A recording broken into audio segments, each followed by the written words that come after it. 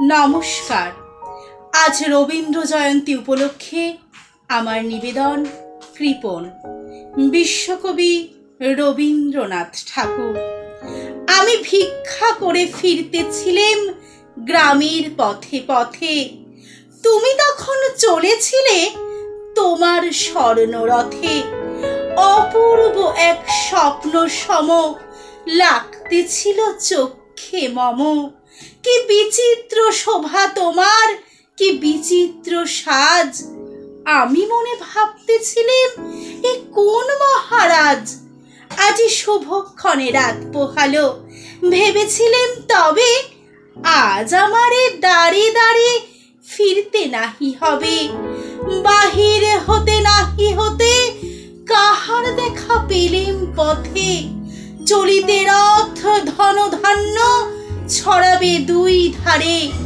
মুঠা মুঠা কুড়িয়ে নেব নেব ভারে ভারে। দেখি সহসা রথ থেমে গেল আমার কাছে এসে। আমার মুখ পানে চেয়ে নামলে তুমি হেসে। দেখে মুখের প্রসন্নতা জুড়িয়ে গেল সকল ব্যথা। হেন কালে কিসের লাগে তুমি অকস্মাৎ, আমায় কিছু দাও গো বলে বাড়িয়ে দিলে হাত। মরি এ কি কথা রাজা ধীরাজ, আমায় দাও গো কিছু। শুনে ক্ষণকালের তরে রইনু মাথা নিচু। তোমার কি বা অভাব আছে ভিখারি ভিক্ষুকের কাছে।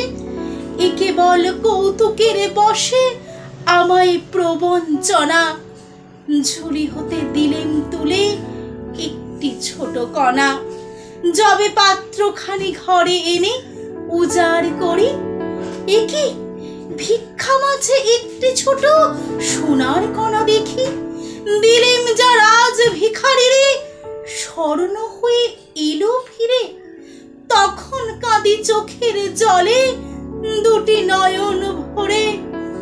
তোমায় কেন দিইনি আমার সকল শূন্য করে। নমস্কার। ভালো লাগলে চ্যানেলটা সাবস্ক্রাইব করে পাশে থাকুন।